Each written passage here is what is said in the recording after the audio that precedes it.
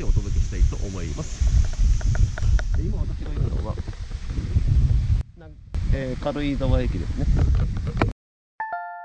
初心者レッスン。しなの鉄道は長野県北東部を走る第三セクター鉄道です。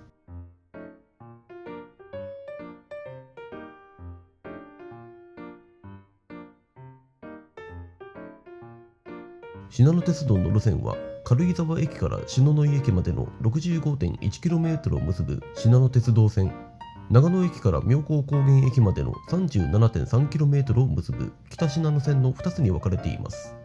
もともとは JR 信越本線として運営されていたこれらの路線ですが、しなの鉄道線区間は1997年10月1日の長野新幹線開通によって、北しなの線区間は2015年3月14日の北陸新幹線開通によってしなの鉄道に移管されました。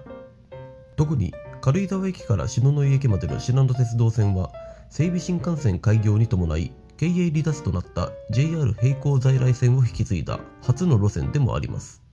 ちなみに篠ノ井駅から長野駅までの区間は現在も JR 信越本線として運営されています。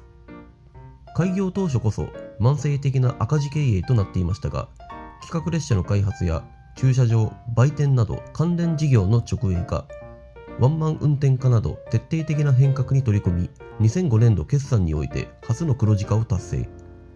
その後14年間にわたって黒字を維持するという第三セクター鉄道の中でも非常に順調な経営となっています。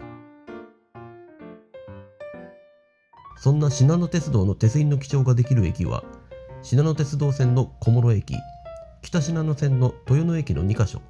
小諸駅は午前7時から午後7時半まで、豊野駅は午前7時から午後8時までに窓口に訪れる必要があります。でこのしなの鉄道なんですけども、実は2路線がありまして、またここの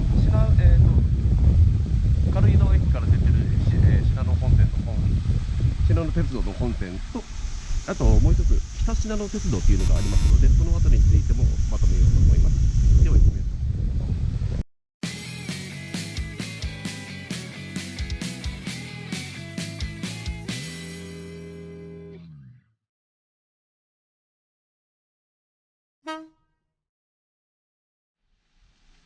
長野県軽井沢、標高 1000m 近辺に位置しており、避暑地としても知られていることから数多くの別荘が建てられたり、教会や美術館などの文化的な建造物も多く、またショッピング施設も充実しているなど国内有数の観光地としても知られる街です。今回はそんな軽井沢から旅が始まりますが、その前に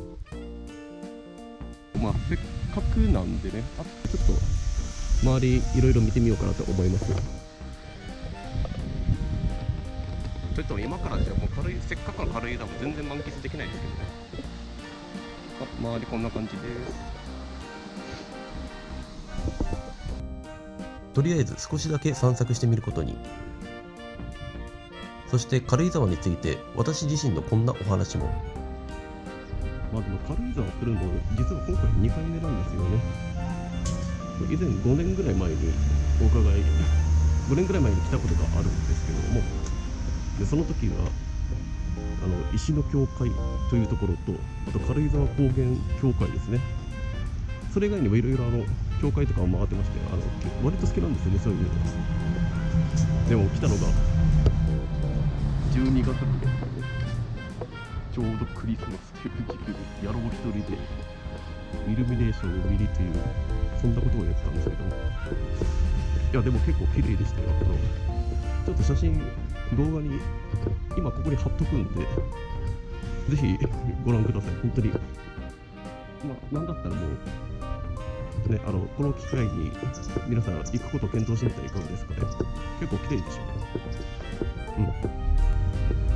でしかし本当に何もないんですよね、今の時間帯って。ここから先進んでいくとなんかいろいろ結構歴史的な教会とかいろいろあるんですけど、でもさすがに今から遅すぎますね。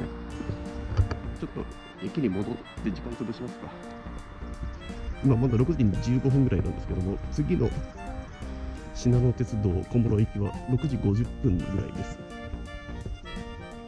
ちょっと駅でいろいろ潰してますかね。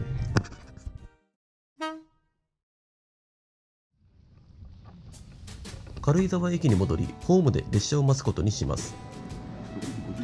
まずは最初の目的地、小諸駅までの乗車券を購入します。軽井沢駅から小諸駅までの運賃は500円。Suica などの IC カードは使用できませんので注意しましょう。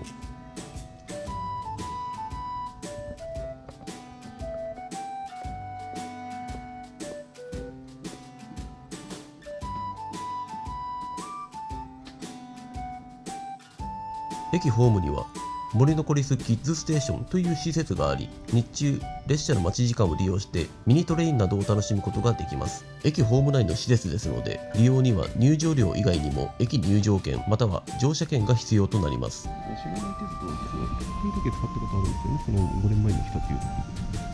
この次の中軽井沢っていうところまで行って、でそこから徒歩で石の境界やら長野軽井沢高原鉄道とか行ったんですよね。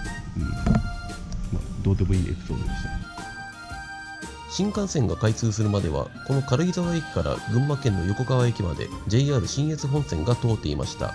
しかし、この2つの駅の間に立ちはだかる碓氷峠の存在もあり、低速度でしか列車を走らせることができなかったこと、運行本数が少なめであること、また維持費も高額であったため、バスへの転換を余儀なくされてしまいました。在来線が分断されてしまったことは残念ですが、信濃鉄道線区間が健在であることは喜ばしいこと。2020年度は新型コロナウイルスの影響で15年ぶりの赤字となった模様ですが、これからどのような巻き返しを図るのか見ものです。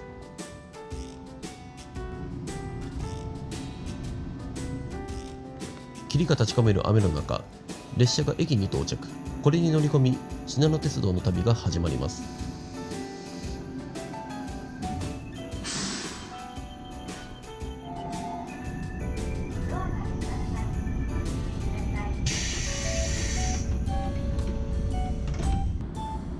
すっかり暗くなった午後6時53分、軽井沢駅を出発します。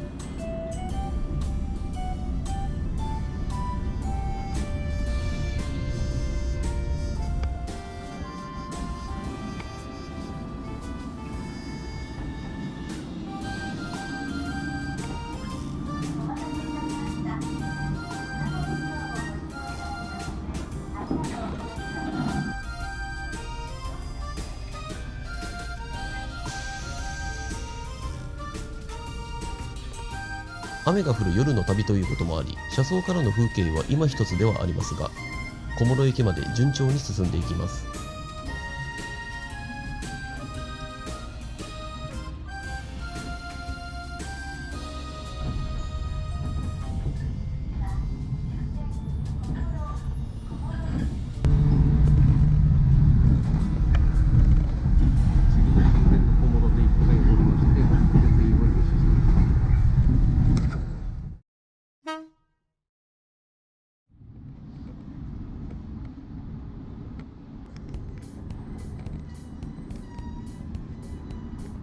軽井沢駅を出発すること約23分、列車は小諸駅に到着します。思ったより多くの人たちが行き交う小諸駅のホーム。この小諸駅で信濃鉄道の鉄印を入手します。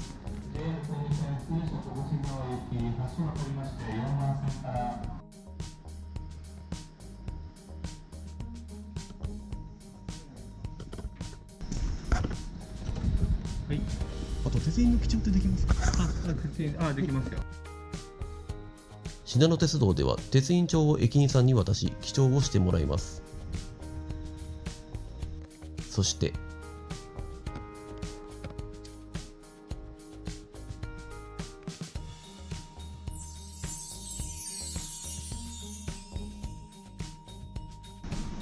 はい、というわけで無事取得できました信濃鉄道の鉄印でございます。こちらはですね、このように鉄印帳にスタンプを押すタイプですね。無事ゲットでございます。シンプルなデザインですが、小粋で力強い書体が特徴の鉄印となっています。北信濃線の豊野駅とはデザインが違うので、どちらかを選ぶことになります。気になる方の駅にて鉄印を入手しましょう。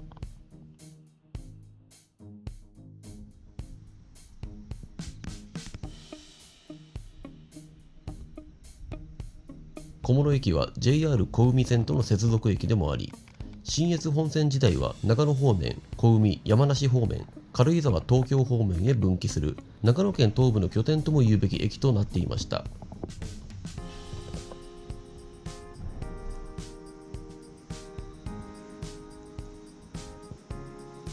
駅のすぐ西側には小諸城市会公園をはじめとする見どころもあり、日中であれば駅周辺の散策もしてみたかったところ。しかし夜の小諸駅周辺の散策も割と面白いものです。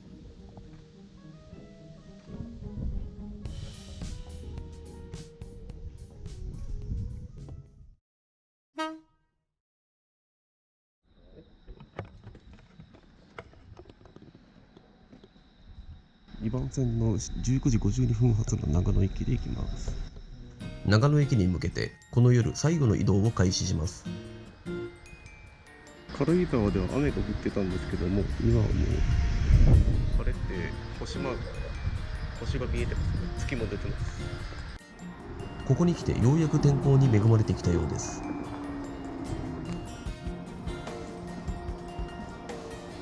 この列車で長野駅へと向かいます。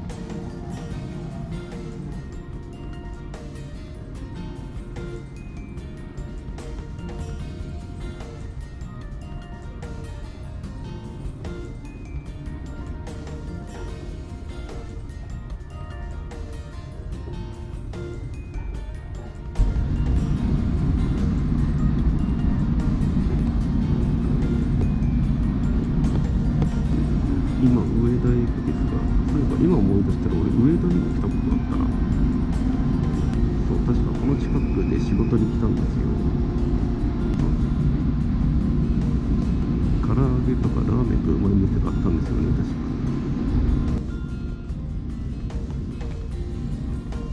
か。上田駅は新幹線の停車駅でもあり、この周辺もまた上田城などの見どころがあります。興味がある方は散策してみると良いでしょう。夜のしなの鉄道線を順調に進めていきます。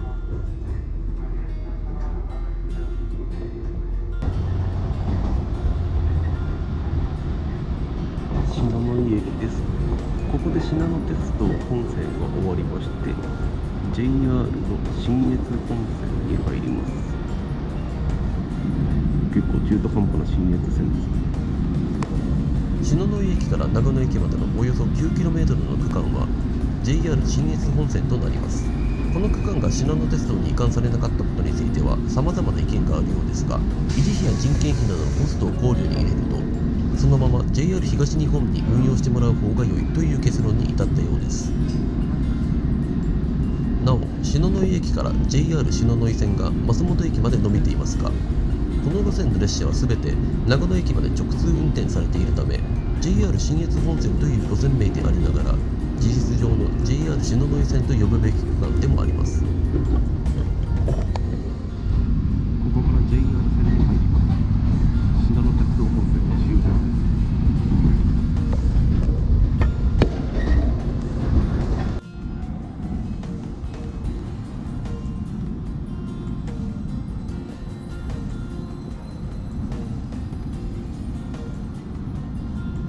す。そしていよいよ長野駅に到着します。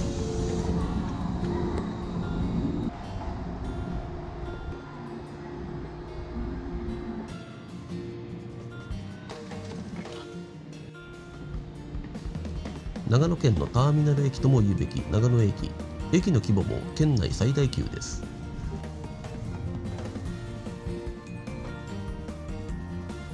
ひとまずここで一泊し、翌朝からしなの鉄道の旅を再開します。はい、おはようございます。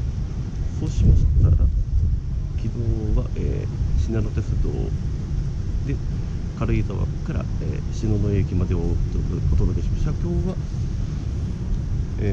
長野からの、北信濃鉄道ですね、プレンティー鉄道をいたします。やりましょう。なぜか鉄道会社を分けがちですが、しなの鉄道の旅を再開します。まだ人の少ない早朝より旅が始まります。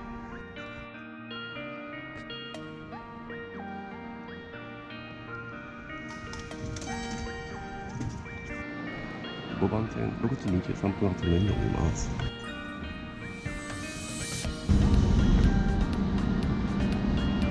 これになります。この国鉄時代からの車体、新長野色と呼ばれる清涼感と懐かしさを感じさせるようなカラーリングがたまりませんね。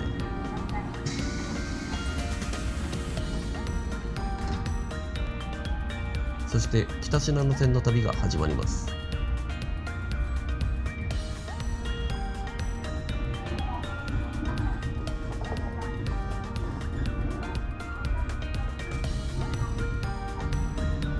前日まで雨模様でしたが、気持ちのいい晴れた朝の景色が広がりました。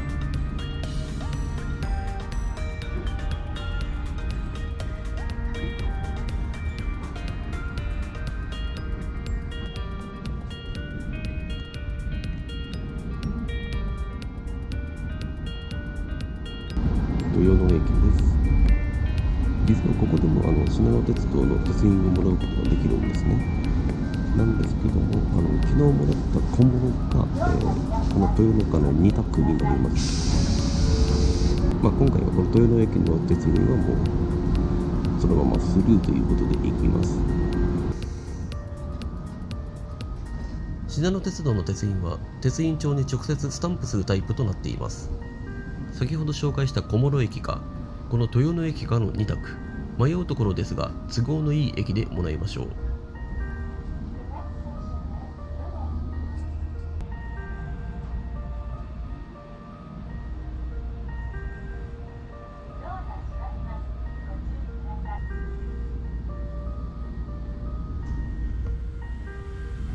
次の妙高高原脱北信濃線の最終となります。そしてそのまま越後国鉄鉄道へと入っていきま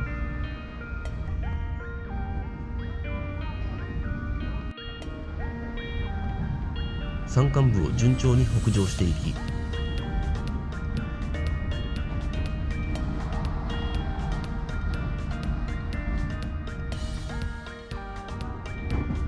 そしてついに終点の妙高高原駅に到着します。こ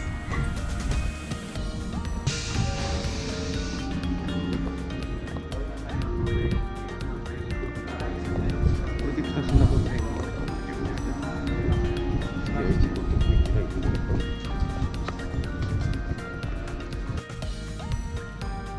この妙高高原駅で越後ときめき鉄道に乗り換えをします。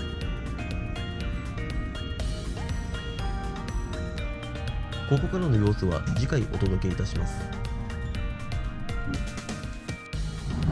はい、というわけで全国40カ所鉄印を巡るための第14弾ですね。しなの鉄道編はここまでです。また次回お会いいたしましょう。じゃあね。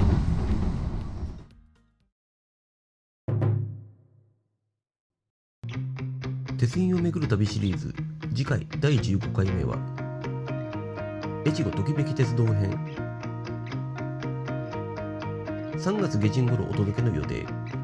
どうぞお楽しみに。